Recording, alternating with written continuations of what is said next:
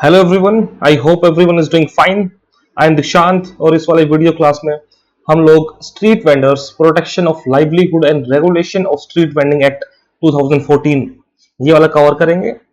जैसा कि आप लोगों को पता है कि हम लोग विजन की अप्रैल मंथ की मैगजीन कवर कर रहे हैं। This is the polity section. Polity section में दिस इज द 1.5, ठीक है, ये वाला आर्टिकल है।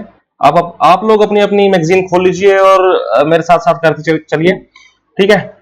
और मेरे साथ करने के बाद I hope everyone is revising it again. तो चलिए शुरू करते हैं। स्ट्रीट वेंडर्स आप लोगों को सभी को पता है कौन होते हैं। स्ट्रीट वेंडर ये वो लोग हैं जो कि अपनी गलियों के अंदर आप लोगों को आवाज लगाते हुए घूमते हैं। क्यों कहते हैं कि भाई ये खरीद लो वो खरीद लो, ठीक है। आपके सब्जी वाला, आपके फेरी वाला, ये सारे के सारे आपके स्ट्रीट वेंडर्स हैं, ठीक है। Why in news recently street vendors protection of livelihood and regulation of street vending act 2014, इसने अपने 10 साल कंप्लीट किए हैं, ठीक है। अब देखते हैं अपन about street vendors. Street vendors के बारे में थोड़ा जान लेते हैं कि करंट स्टेटस आज की डेट में the street vendors is expected to 10 million. 10 million के आसपास हमारी कंट्री के अंदर स्ट्रीट वेंडर्स हैं। दिल्ली, मुंबई जैसे शहरों के अंदर ज्यादातर जो स्ट्रीट वेंडर्स हैं वो रह रहे हैं, ठीक है। And most of them are migrants. बिल्कुल सही बात है, लोग गांव से माइग्रेशन करके अपने शहरों में आ रहे हैं और अपनी रोजी रोटी का सर्च कर रहे हैं, ठीक है। Contribution to economy, street vendors का इकोनॉमी में contribution is 40% of the urban in informal employment. Urban in informal employment का 14% जो है स्ट्रीट वेंडर्स कैरी करते हैं, ठीक है। दिस इज नॉन एग्रीकल्चरल, साफ सिंपल बात है। अब चलते हैं अपन नेक्स्ट पॉइंट के ऊपर। Street vending acts as the best opportunity of self employment. कैसे? ये सेल्फ एम्प्लॉयमेंट की बेस्ट अपॉर्चुनिटी है विद लोवेस्ट कैपिटल। क्यों? क्योंकि जो लोग अपने पास गांव से माइग्रेट करके जा रहा है उसके पास ऐसी कोई एक्सेस स्किल्स नहीं है, तो वो क्या करेगा, वो स्ट्रीट वेंडिंग करेगा और कम से कम कैपिटल की इसमें रिक्वायरमेंट पड़ेगी। What are the challenges faced by the street vendors? देखो, अगर कोई स्ट्रीट वेंडर है तो साफ सिंपल बात है, फाइनेंशियल इनसिक्योरिटी तो होगी, क्योंकि एक फेरी वाले की जो इनकम है वो लो होगी, ठीक है। एक स्ट्रीट वेंडर की इनकम ऑब्वियसली लो होगी। इररेगुलर एम्प्लॉयमेंट है, ठीक है। कभी कभार उसको एम्प्लॉयमेंट मिलेगा, कभी कभार उसकी सेल्स होंगी, कभी कभी सेल नहीं होंगी। एक मोमोज वाला अगर आपकी गली के अंदर है तो कुछ बार ऐसा होगा कि उसकी सेल जो है, अगर मैं अभी दिल्ली की बात करूं तो दिल्ली में it is the monsoon season और बहुत से जो अपने ये लोग हैं छोला कुलचा वाला, इनकी जो सेल्स है वो बहुत कम हो गई है, क्योंकि उसके आसपास पानी भर जाता है। पानी भरने के बाद थोड़ी सी, मतलब उन जगहों के आसपास पानी भर जाता है, थोड़ी सी अनसैनिटरी कंडीशंस हो जाती हैं, फिर उसको देख के लोग वहां पे अपने आप कमाते हैं, ठीक है। तो इरेगुलर एम्प्लॉयमेंट, सेल फ्लक्चुएशन, जिस चीज की मैं अभी बात कर रहा था, it impacts the access of the formal credit services. इन लोगों को जो लोन लेने के अंदर, क्रेडिट क्या है, क्रेडिट मतलब लोन सर्विसेज, उसमें भी इनको थोड़ा सा इंपैक्ट रहता है। पुअर वर्किंग कंडीशंस, जैसे इनको बहुत ज्यादा लंबे टाइम तक काम करना पड़ता है, ठीक है। हार्श वेदर कंडीशंस जैसे कि हीट वेव, सही बात है, गर्मी में ये लोग फेरी लगाते हैं। And lack of access to shelter, transportation and the storage facilities. उसके बाद अगर कोई एक औरत जो है, अगर कोई women is a street vendor, तो उसको और भी दिक्कतों का सामना करना पड़ता है, क्योंकि उनको तो बेसिक फैसिलिटीज ही एक्सेस करने को नहीं मिलती हैं। सैनिटेशन जैसी चीजों में दिक्कत आती है। Security issue is a very big concern for the women, ठीक है, क्योंकि यहाँ पे ईव टीजिंग जैसी दिक्कतें, सेक्सुअल हरासमेंट जैसी दिक्कतें, इन चीजों को सामना करना पड़ता है, ठीक है। अब हम लोग एक बार देख लेते हैं कि कॉन्स्टिट्यूशन के अंदर क्या प्रोविजन दिए गए हैं स्ट्रीट वेंडर्स के लिए। तो एक्सप्लिसिटली नहीं कर रखे, लेकिन हम लोग इनको इस चीज का अपन वो कर सकते हैं, कंक्लूड कर सकते हैं कि आर्टिकल 19(1)(g) क्या कहता है कि आपके पास राइट, आपका फंडामेंटल राइट है कि आप कोई भी प्रोफेशन कैरी करो या फिर कोई भी ट्रेड, बिजनेस, कुछ भी कैरी करो, तो ठीक है। अगर अपना फंडामेंटल राइट ये है कि हम कोई भी प्रोफेशन कैरी कर सकते हैं, तो स्ट्रीट वेंडिंग तो ऑब्वियसली कर ही सकते हैं, ठीक है। Article 39A, men women have the right to equally have the right to adequate means of livelihood. Article 39B, ownership and control of the material resources of community so distributed as to best serve the common good. जो material resources है, community के material resources को इस तरह से distribute किया जाए कि ये कॉमन गुड को सर्व करे, ठीक है। तो दिस इज द, ये ऊपर वाला part is the fundamental right का पार्ट है, and this is the DPSP का पार्ट। ठीक है, आप सभी को पता होगा दिस इज द डीपीएसपी। चलिए आगे चलते हैं। Evolution of the rights of the street vendor in India. अलग अलग, जैसे कि 1985 में कोई केस आया, 1989 में कोई अलग केस आया, गवर्नमेंट ने अलग अलग टाइम पे, कभी गवर्नमेंट ने इंटरवेंशन किया, कभी सुप्रीम कोर्ट ने इंटरवेंशन किया, और ऐसे कर करके हमारे पास अलग अलग चीजें होती चली गई। तो चलिए देखते हैं। 1985 में Bombay hawkers union and others case. ठीक है, अब देखो यार, हॉकर्स क्या होता है? HAWKERS। ऐसा कोई भी इंसान जो घूम घूम के, ठीक है, जोर से आवाज लगा के अपनी चीजों को बेचने की कोशिश करे, वो होकर होता है। ठीक है, फेरी वाले को ही होकर बोल रहे हैं हम लोग। ठीक है, तो बॉम्बे होकर union and others case, supreme Court ने क्या कहा कि अपने पास क्या होना चाहिए, एक ऐसा सिस्टम को लागू करो जिससे हॉकर्स का लाइसेंस इनको दिया जा सके। ठीक है, हॉकर्स का लाइसेंस दिया जाए। ठीक है, उसके अलावा Hawking and non Hawking areas तुम लोग एस्टेब्लिश करो कि कहां पे जो है हॉकर जाके अपनी चीजों को बेच सकता है और कहां पे उसको अलाउ नहीं है। It was done in 1985। उसके बाद सोडान Singh versus NDMC, new Delhi municipal committee, इस वाले केस के अंदर सुप्रीम कोर्ट ने यह कहा कि आपको आर्टिकल 19(1)G के अंतर्गत, इसके तहत street traders have right to carry their business. ठीक है, सुप्रीम कोर्ट ने बिल्कुल वही बात कर दी कि फंडामेंटल राइट का हिस्सा बना दिया इस चीज को। उसके बाद इंडिया ने Bellagio international declaration of street vendors को साइन किया। क्या किया? Bellagio international declaration of street vendors को साइन किया। इसकी वजह से इंडिया ने एस्टेब्लिश किया स्ट्रीट वेंडिंग पॉलिसीज। ठीक है, नेशनल स्ट्रीट वेंडिंग पॉलिसीज जो है इंडिया ने एस्टेब्लिश की। उसके बाद आता है NASVI, national association of street vendors of India. Association है स्ट्रीट वेंडर्स का, मतलब स्ट्रीट वेंडर्स ने एसोसिएशन बना रखा है। ठीक है, इसकी अगर मैं सारे के सारे स्ट्रीट वेंडर्स एसोसिएशन बना लेंगे तो इनका मेन उद्देश्य ये होगा कि इनकी रोजी रोटी जो है प्रोटेक्ट हो सके। ठीक है, तो ये क्यों बनाया गया? For protection of livelihood rights of street vendors. ठीक है, अब आते हैं 2004। 2004 में अपने पास बनाई गई policy on urban street vendors. ठीक है, उसके बाद इस पॉलिसी को 2009 में रिवाइज किया गया। इस पॉलिसी का उद्देश्य था कि जो हमारे स्ट्रीट वेंडर के कंसर्न्स हैं उनको एड्रेस किया जाए। आपको थोड़ा सा आइडिया होना चाहिए चीजें कैसे कैसे चल रही हैं। अगर आपको केसेस के नाम याद नहीं है, या फिर आपको यह पता नहीं है कि इंडिया ने क्या किया है, तो कम से कम ये तो पता है कि भाई अब यहाँ पे हॉकर्स के लाइसेंस के लिए कुछ काम किया गया है, कुछ काम किया गया है कि अपने पास हॉकिंग और नो हॉकिंग एरियाज हो। ठीक है, उसके बाद अपने पास आता है 2012 में अपने पास आया street vendor bill, street vendor protection of livelihood and regulation of street vending bill. ठीक है, इस बिल का उद्देश्य ये है कि हम लोग सोशल सिक्योरिटी प्रोवाइड करेंगे स्ट्रीट वेंडर्स को। और 2012 में आया हुआ ये बिल 2014 में एक्ट बन जाता है। ठीक है, आप लोगों ने अगर लक्ष्मीकांत पढ़ी होगी तो you know very well how a bill becomes an act. ठीक है, चलो अब आगे चलते हैं। जो एक्ट पूरा का पूरा पढ़ रहे हैं अपन, अब इस एक्ट के बारे में देख लेते हैं कि भाई इस एक्ट ने क्या बवाल मचा रखा है। ठीक है, street vendors protection of livelihood and regulation of street vending act. ये चीजें रट्टा नहीं मारनी है आपको। हम लोग क्या कर रहे हैं, स्ट्रीट वेंडर्स के लाइवलीहुड को प्रोटेक्ट कर रहे हैं और रेगुलेट कर रहे हैं स्ट्रीट वेंडिंग को। ठीक है, अब जब हम लोग नीचे एक्ट को डिटेल में देखेंगे तो आप लोगों को पता होना चाहिए कि कौन सा प्रोविजन जो है वो इनकी लाइवलीहुड को प्रोटेक्ट कर रहा है और कौन सा प्रोविजन जो है इनकी स्ट्रीट वेंडिंग को रेगुलेट कर रहा है। ठीक है, तो चलो पहले बैकग्राउंड देखते हैं। सिंस स्ट्रीट वेंडिंग किसका पार्ट है?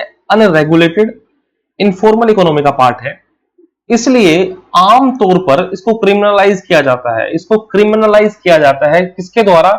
सिटी ऑफिशियल्स के द्वारा, पुलिस ऑफिसर्स के द्वारा, होलसेलर्स के द्वारा, रेजिडेंट वेलफेयर एसोसिएशन के द्वारा, और बहुत बार तो रेजिडेंट्स भी इनको क्रिमिनलाइज कर देते हैं। ठीक है, कह देंगे कि भाई यहाँ पे क्या बेचते हुए घूम रहे हो, क्यों घूम रहे हो यहाँ पे, तो इस टाइप की चीजें, मतलब उनको अपना काम नहीं करने देते हैं।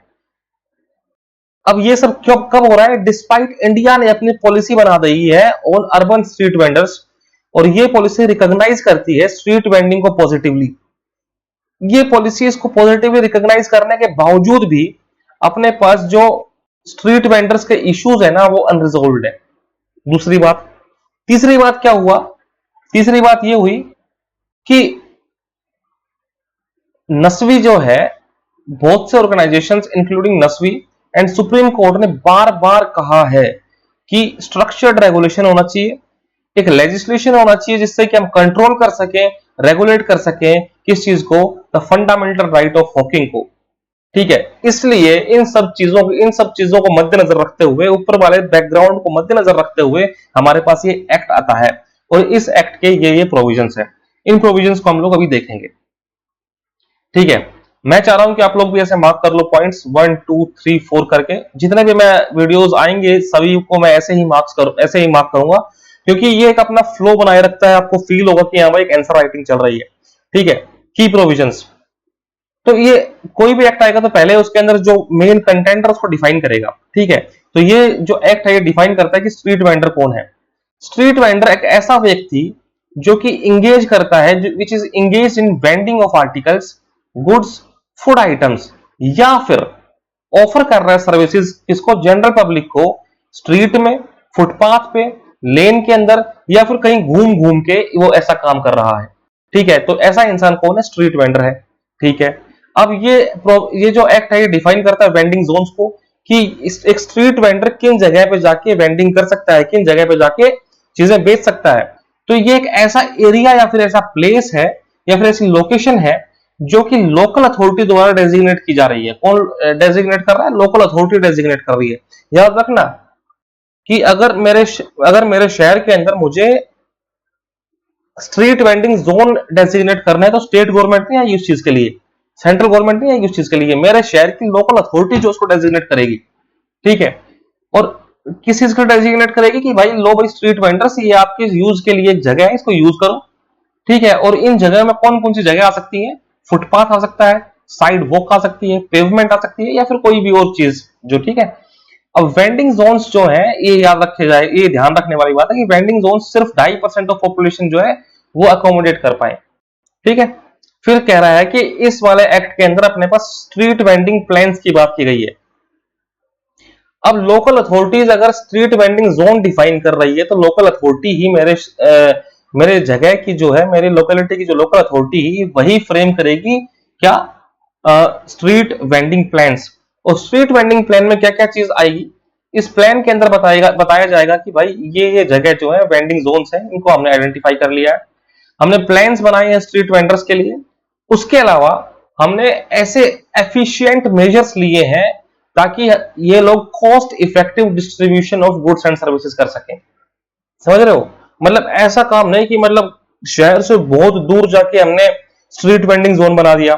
ठीक है, अब लोगों को बहुत दूर आना पड़ रहा है वहां पर चीजें खरीदने के लिए, या फिर इनको वहां से बहुत दूर जाना पड़ रहा है चीजें डिस्ट्रीब्यूट करने के लिए। तो एक ऐसा मेजर या फिर एक ऐसा ऐसा ऐसा हमने कुछ काम किया जिससे कि cost effectively goods and services distribute हो सके। उसके अलावा ये जो अपना एक्ट है ये ड्यूटीज भी बता रहा है, किसकी duty, duty of street vendor, duty of government. ठीक है, अब स्ट्रीट वेंडर की ड्यूटी क्या है कि ये लोकल लॉज एंड रेगुलेशंस का पालन करे। ठीक है, वेंडिंग फीस का पेमेंट करे। उसके अलावा ये हाइजीन और सेफ्टी स्टैंडर्ड्स का भी ध्यान रखें। ठीक है, ऐसा नहीं है कि ये लोग किसी भी चीज में केमिकल मिला के हम लोगों को खिला दें, ठीक है, जिससे कि आगे जाके कार्सिनोजेनिक चीजें हो। तो इन चीजों को हाइजीन और सेफ्टी स्टैंडर्ड्स का भी ध्यान रखना चाहिए।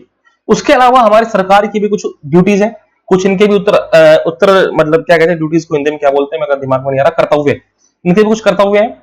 तो क्या कहता है गवर्नमेंट, क्या करेगी, गवर्नमेंट ऐसे मेजर्स लेगी जिसकी वजह से स्ट्रीट वेंडर्स के पास क्रेडिट अवेलेबल हो।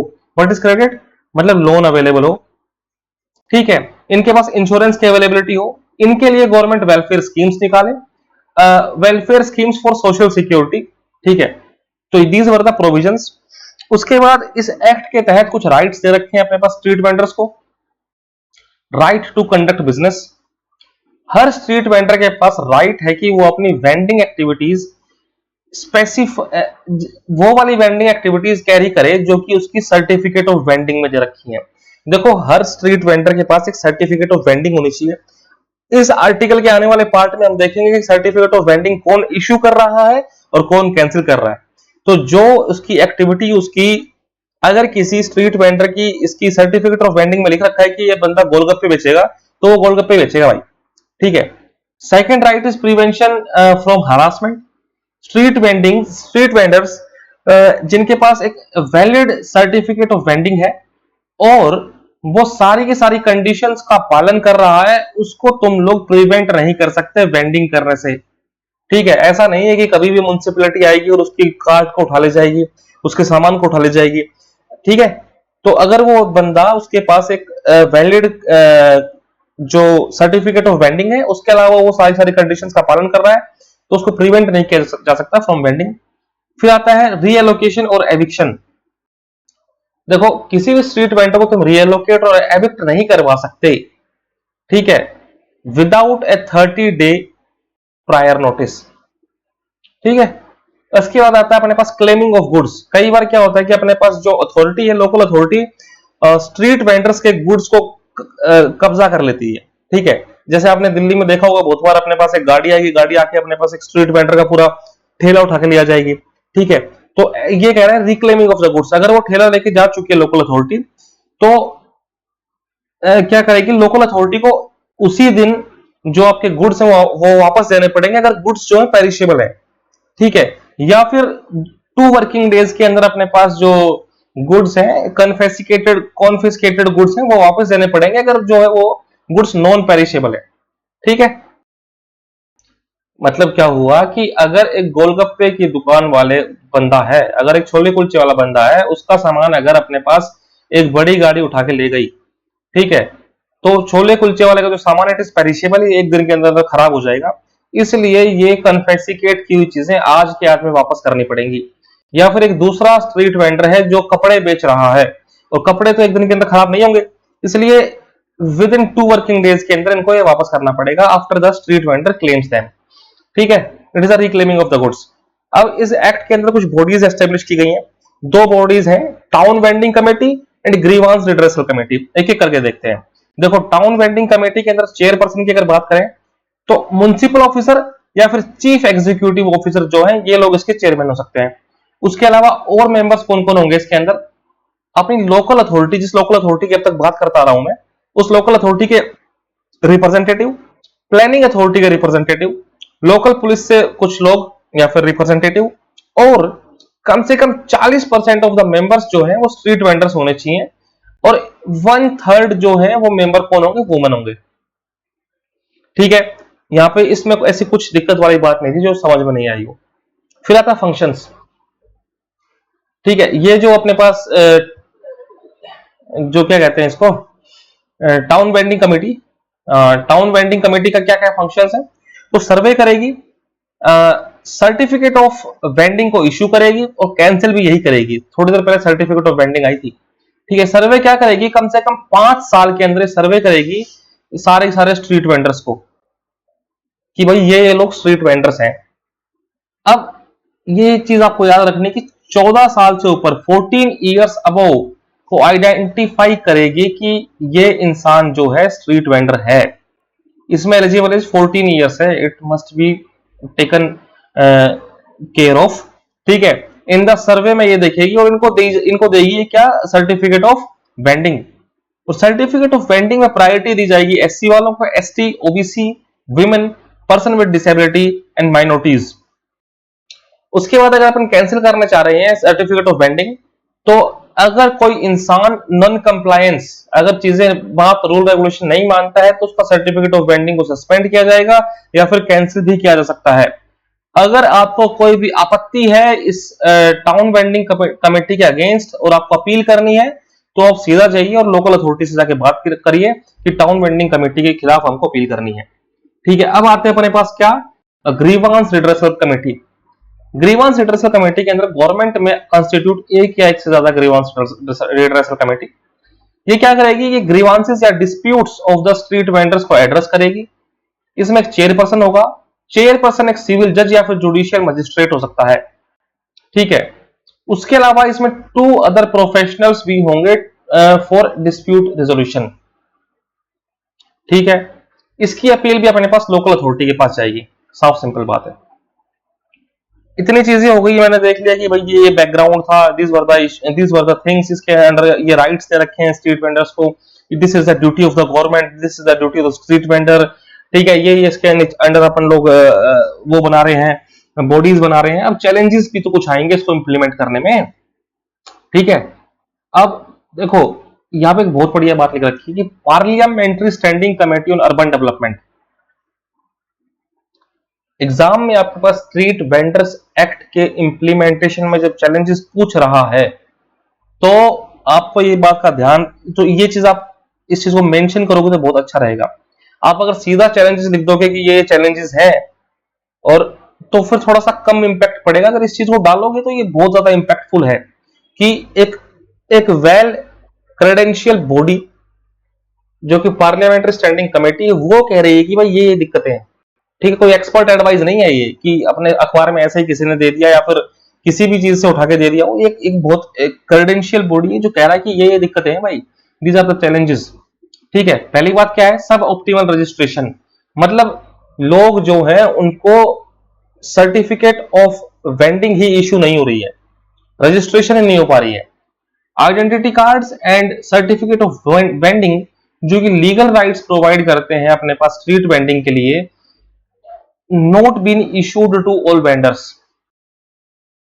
Persistence of vulnerability of eviction. Second issue क्या है कि ऐसा हमेशा होता रहता है कि इनको एविक्ट कर दिया जाए किसी भी जगह से, इनका सामान हटा दिया जाए किसी भी जगह से। It is always they are always vulnerable to eviction. ऐसा क्यों? क्योंकि टाउन वेंडिंग कमेटी जो है वो कंस्टिट्यूट नहीं की है बहुत से स्टेट्स के अंदर, इसलिए स्ट्रीट वेंडर्स जो है वल्नरेबल टू एविक्शन। सेकंड आता है 60% of the town vending committee, उसके अंदर गवर्नमेंट नॉमिनेटेड ऑफिशियल्स हैं। ठीक है, अगर 60% गवर्नमेंट नॉमिनेटेड ऑफिशियल्स हैं तो साफ सिंपल बात है स्ट्रीट वेंडर्स के रिप्रेजेंटेटिव जो है वो कितने बचे, 40% या फिर उससे भी लेस। ठीक है, इसलिए इनका तो कुछ दबदबा बचा ही नहीं, इसलिए स्ट्रीट वेंडर्स की तो आवाज को ही दबा दिया जाएगा। तो एविक्शन अगर होता है तो वो कुछ कह ही नहीं पाएंगे। ठीक है, इस वाले एक्ट अभी सारे क्या है, इस एक्ट का इंप्लीमेंटेशन भी ढंग से नहीं हो पा रहा है, स्टेट्स इसको ढंग से लैक्स इंप्लीमेंटेशन। बहुत से प्रोविजंस ऑफ द एक्ट जो है इंप्लीमेंट नहीं किए गए हैं बहुत से स्टेट्स और टेरिटरीज के द्वारा। मात्र 31% of the towns in states have notified a scheme under the act have framed state vending plans. मतलब 31% टाउन्स ने ही अपने पास स्ट्रीट वेंडिंग प्लान्स बनाए हैं। स्टेट्स लाइक असम, असम जैसे स्टेट्स ने क्या किया है कि वेंडिंग जोन्स तो नोटिफाई कर दिए हैं लेकिन वेंडिंग प्लान्स नोटिफाई नहीं किए हैं। सिर्फ 9 स्टेट, ओनली 9 स्टेट्स जैसे असम, केरला, पंजाब, इन्होंने ग्रीवांस रिड्रेसल कमेटीज बनाई हैं। तो मतलब वो वाला जो पूरी की पूरी चीजें ना इंप्लीमेंट ही नहीं हुई यार। ठीक है, उसके बाद जब अर्बनाइजेशन हो रहा है, बहुत सी स्मार्ट सिटीज बन रही हैं। क्या कर रहा है, एक्सक्लूजनरी अर्बनाइजेशन, बहुत सी स्मार्ट सिटीज बन रही हैं, प्लान्स बनाए जा रहे हैं, लेकिन इन प्लान्स के अंदर तुम लोग स्ट्रीट वेंडर्स को कंसिडर नहीं कर रहे हो। समझ रहे हो, स्ट्रीट वेंडर्स को कंसिडर नहीं कर रहे हो। अरे यार, सब के सब लोग क्या कहते हैं, ब्लिंकिट थोड़ा ना कर लेंगे, कुछ लोगों को तो स्ट्रीट वेंडर से चीजें खरीदनी पड़ेंगी। तो ये दिक्कत है। Other initiative taken to safeguard street vendors in India, और भी अपने पास कुछ इनिशिएटिव्स लिए गए हैं ताकि स्ट्रीट वेंडर्स की सेफगार्ड का अपना काम बन सके। पहली चीज कौन सी चीज है, प्रधानमंत्री स्वनिधि स्कीम। ठीक है, इस स्कीम के ऊपर आपके पास मैंने कहा था कम से कम 50 वर्ड्स होने चाहिए, मतलब 50 वर्ड नहीं तो कम से कम 20 वर्ड तो होने चाहिए, ताकि अगर एग्जाम के अंदर आपको इस स्कीम के बारे में कुछ कोट करना पड़ जाए तो आपको हवाई 2 लाइनें लिख दी, काम खत्म। ठीक है, तो इसका उद्देश्य क्या है कि हमको एक कोलेटरल फ्री लोन देगी स्ट्रीट वेंडर्स को। उसके बाद क्या आता है, SUSV, सपोर्ट करेंगे हम लोग अर्बन स्ट्रीट वेंडर्स को। और ये SUSV जो है ये दीनदयाल अंत्योदया योजना का नेशनल अर्बन लाइवलीहुड मिशन का पार्ट है। ठीक है, इस वाले पार्ट के तहत, इस कंपोनेंट के तहत हम लोग स्किल प्रोवाइड करेंगे, माइक्रो एंटरप्राइज डेवलपमेंट करेंगे और इनको लोन देने में सक्षमता प्रोवाइड करेंगे। ठीक है, क्रेडिट इनेबलमेंट, इस support to urban street vendors, इस चीज के तहत। उसके बाद आता है प्रधानमंत्री कौशल विकास योजना। What is Kaushal? Kaushal is skill. ठीक है, तो इसके तहत हम लोग क्या करेंगे, स्किल प्रोवाइड करेंगे। Skilling of the street food vendors, ठीक है, under recognition of the prior learning component, ठीक है, दिस इज द थिंग। अब यहां तक अपने पास सब चीजें हो गई हैं, लेकिन अब ये लोग देख सकते हैं, मतलब अपने इश्यूज देख लिए, अपने सब देख लिया। अब जब आखिरी चीज बचती है, कोई भी आंसर जब आप कंक्लूड करते हो, उस आंसर में आप लोग क्या करोगे, वे फॉरवर्ड की भाई अब इतनी सब चीजें हो रही हैं, हमने इतनी चीजें इंप्लीमेंट कर दी हैं, इंप्लीमेंट करने के बाद भी चीजें ठीक नहीं हो रही हैं, कुछ इश्यूज हैं, उन इश्यूज को ठीक करने के लिए हम यही अपने पास वे फॉरवर्ड देते हैं। अब parliamentary committee, standing committee on urban development ने ही अपने को बताया था कि भाई इन इन कारणों की वजह से चीजें इंप्लीमेंट नहीं हो पा रही हैं। अब यही जो है इन्होंने रिकमेंडेशंस भी दिए हैं कि इसको, इस एक्ट को इफेक्टिवली इंप्लीमेंट करने के लिए ये काम करने चाहिए। सबसे पहले तो स्मार्ट कार्ड इशू करो भाई। क्या करते हैं कि तुम लोग सर्टिफिकेट ऑफ वेंडिंग के नाम पे एक कागज पकड़ा देते हो और वो कागज फट जाता है, खराब हो जाता है, पानी में लोग धो लेते हैं उसको, तो वो ज्यादा ड्यूरेबल नहीं है। तो एक स्मार्ट कार्ड इशू करो which will be more durable compare to paper based documents. अपने पास जो टाउन वेंडिंग कमेटी को स्ट्रेंथन करो, ठीक है, जल्दी से जल्दी टाउन वेंडिंग कमेटी सारे सारे स्टेट्स में बने, ठीक है, और इंश्योर करो कि बिना मतलब में कोई इविक्शन या फिर रीलोकेशन ना हो without the consultation of town vending committees. Street vendors का representation in the town vending committee should be monitored, कि टाउन वेंडिंग कमेटी के अंदर स्ट्रीट वेंडर्स का जो रिप्रेजेंटेशन है वो सही से हो पा रहा है कि नहीं हो पा रहा, उस चीज पे ध्यान दिया जाए, और कितना रिप्रेजेंटेशन हो रहा है इस चीज की जो रिपोर्ट है ये जानी चाहिए अपने पास महुआ के पास, ठीक है।